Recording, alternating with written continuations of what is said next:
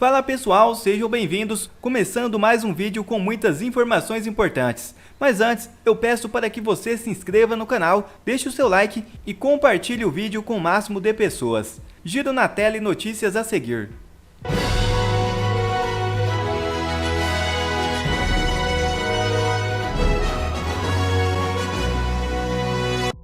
Lula coloca o Brasil como número 1 do mundo em impostos.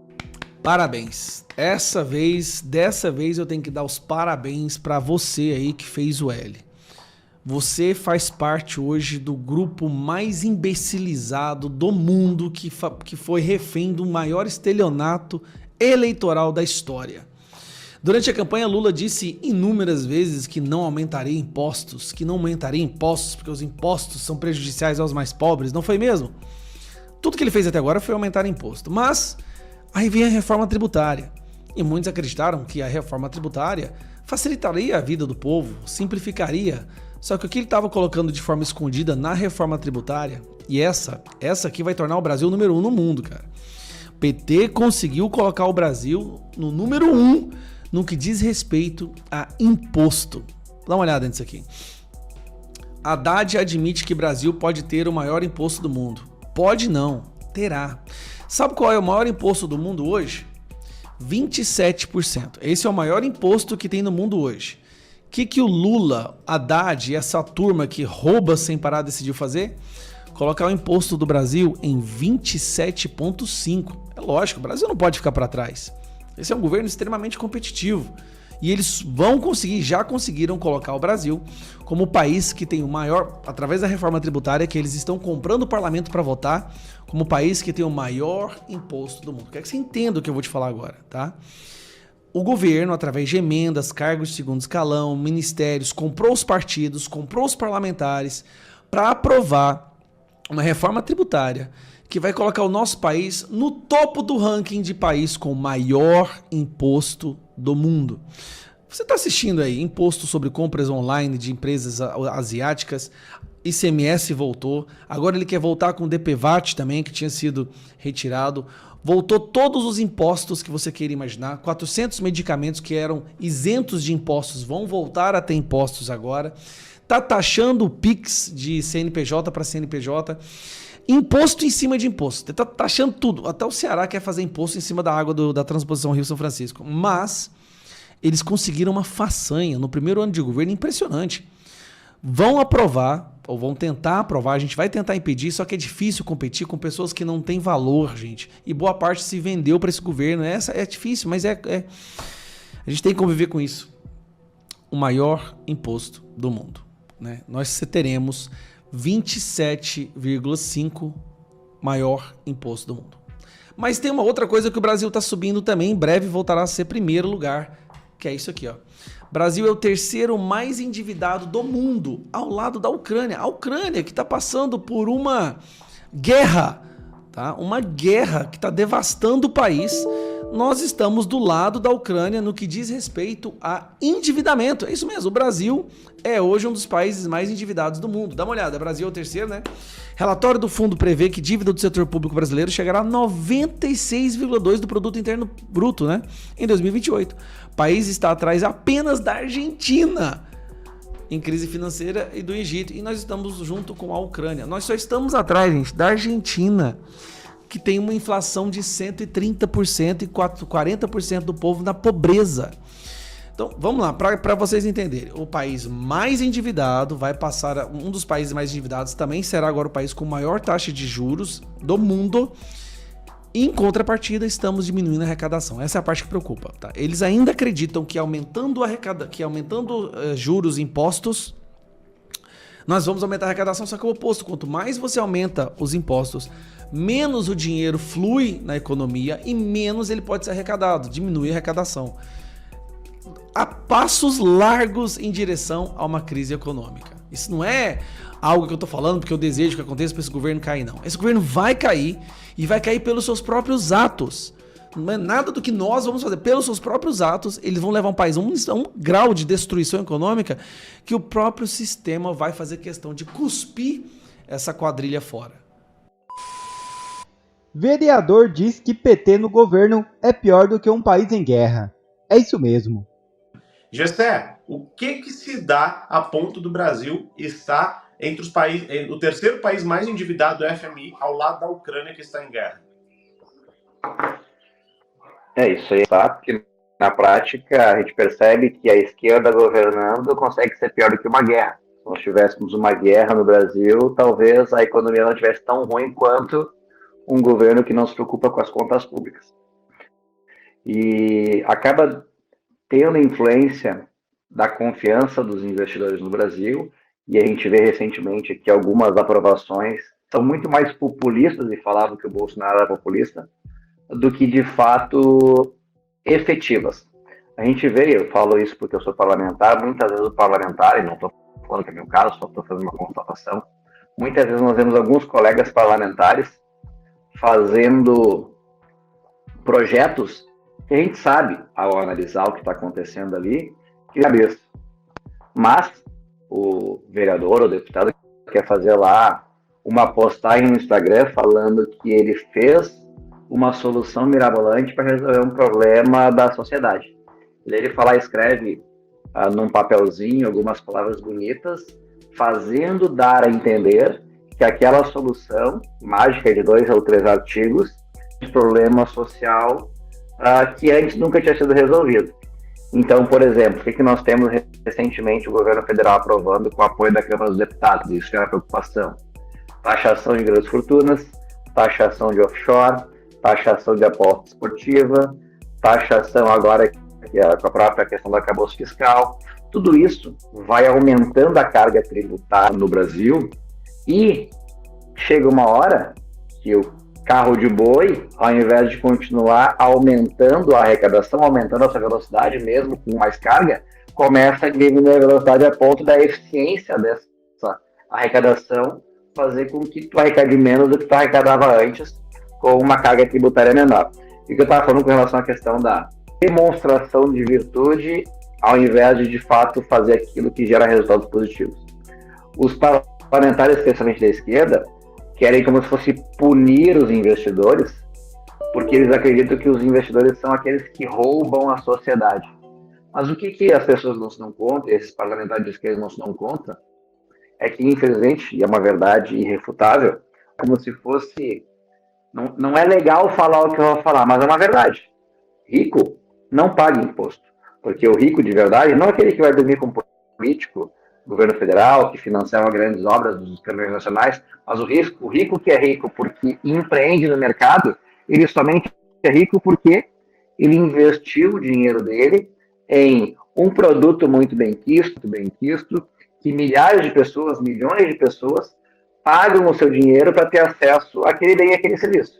Se por acaso o governo taxar esses super ricos, o que vai acontecer naturalmente é que esse custo vai ser repassado para o produto ou para o serviço desses grandes empreendedores, grandes empresários. Então, toda vez que se fala em taxar o super rico, faz como se fosse um verniz de moralidade.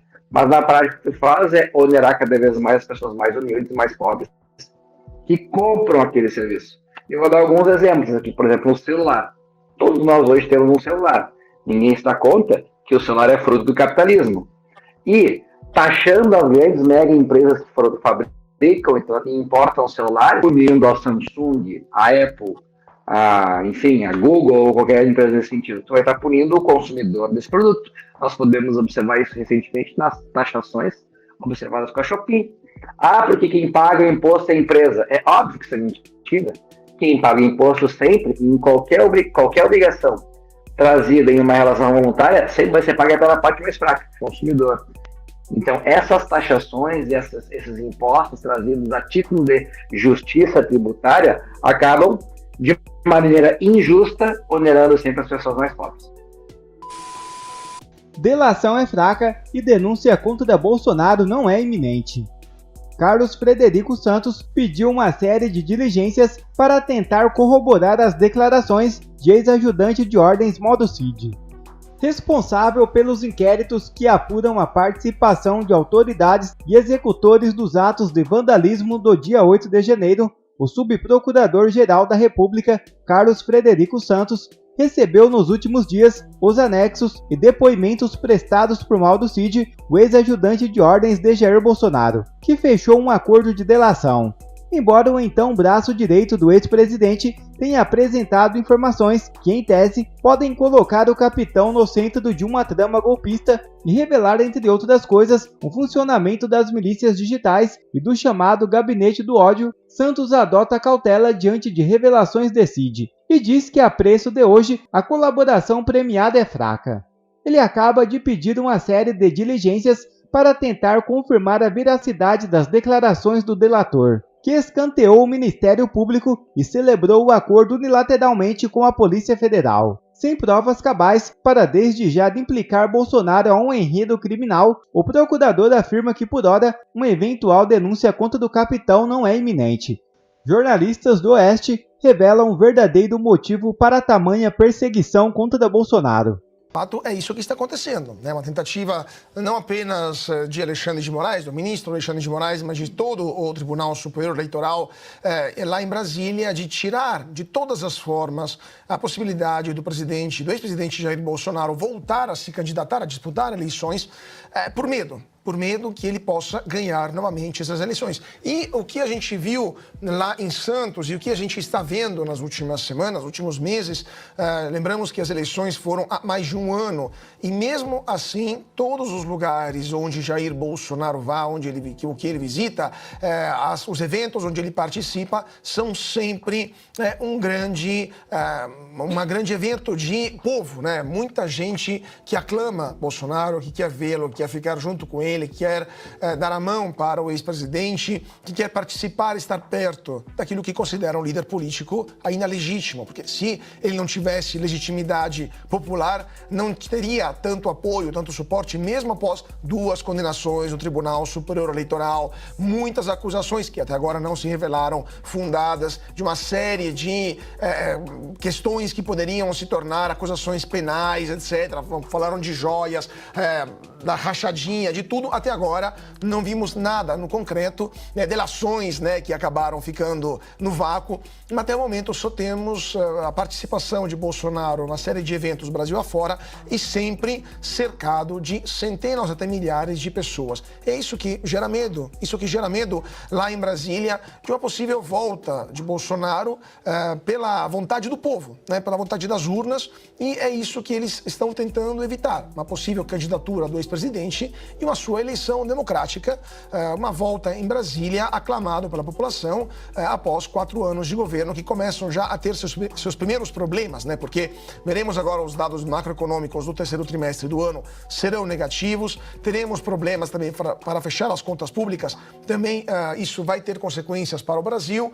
Já começa a se ver a vontade do governo atual em colocar novamente a mão na Petrobras, então é muito provável que as próximas eleições em 2026, mas já as próximas em 2024, tanto que agora o ex-candidato, antigo candidato à vice-presidência com Bolsonaro, o general Braga Neto, também foi declarado inelegível, se preparando para as eleições de 2024, tiraram ele do jogo porque eles têm medo que possa se tornar o próximo prefeito do Rio de Janeiro. Então, lá em Brasília, estamos vendo muito medo, pouco assunto no mérito, poucas provas, pouca força das acusações que levaram para essas condenações, e estamos vendo um ex-presidente da República aclamado nas ruas em todos os locais onde ele vai no Brasil. Eu gostaria de ver se o presidente Lula teria o mesmo suporte, o mesmo apoio, o mesmo carinho popular se ele andasse aqui na Avenida Paulista ou na Avenida Rio Branco, lá no Rio de Janeiro, ou se a gente teria outro tipo de reação por parte dos transuentes, por parte do povo que está no local naquele momento. Quanto mais ele viaja e mais atrai multidões, onde quer que vá. Passou assim o mês passado, passou viajando. E em qualquer capital, em qualquer cidade, é uma multidão em torno dele. Aí as pessoas ficam a se perguntar, mas não foi ele que perdeu a eleição? Como é que ele está sendo tão aclamado? E o outro nem sai para a rua, vai para o exterior. E fica essa pergunta, e eu acho que isso vai irritando aqueles que têm medo dele, porque acreditaram na própria ficção. Imagina um presidente ser acusado de autoritário e abrir mão do poder de controlar o Banco Central, por exemplo. Aí derruba o argumento. Né? E tantas outras coisas que ele se encolheu. Né? E está sendo criticado até por ter se encolhido. Ele não exerceu força, nem autoritarismo, nada disso. Mas as pessoas que estão vendo isso, né? As pessoas que têm medo dele, que têm medo da força popular do ex-presidente, devem estar saudosas de poder ter à mão um AI-5 para caçar-lhe os direitos políticos, para que ele não possa mais falar, que ele não possa mais sair para a rua, não possa mais atrair pessoas. Tem muita gente preocupada, as pessoas me abordam na rua falando isso, vão acabar prendendo o Bolsonaro, porque eles têm muito medo dele. Né? Agora, eu pergunto, medo por quê? Porque ele quer pôr tudo em ordem, quer que a Constituição seja cumprida, né? Quer que o serviço público não tenha corrupção, né? Quer impor, defender os valores da família, da pátria, os valores da nacionalidade. Talvez seja isso. Né? Mas o que a gente está vendo, já tiraram o direito de o povo elegê-lo.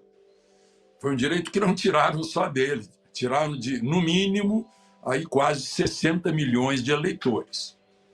Foi o direito que foi usurpado, né, dessas pessoas pelos meios legais. E agora, percebendo essa popularidade dele, devem estar procurando alguma outra coisa. Né? Tem bis in idem na condenação da inelegibilidade, né? E fica até assim meio... chama a atenção das pessoas para essa insistência em tentar abafar o Bolsonaro. E, no entanto, ele viaja e explode na boca das pessoas, né, na vontade de exercer o direito de poder que emana do povo. Estou muito feliz, apesar dos problemas, dos 4 anos à frente da presidência, muitos problemas nós tivemos, vencemos os problemas. No final de 22, o Brasil estava com superávit de 50 bilhões de reais e agora, no momento, já está na casa dos 100 bilhões de dívida o Brasil. Ou seja, não podemos botar um pinguço para administrar o futuro.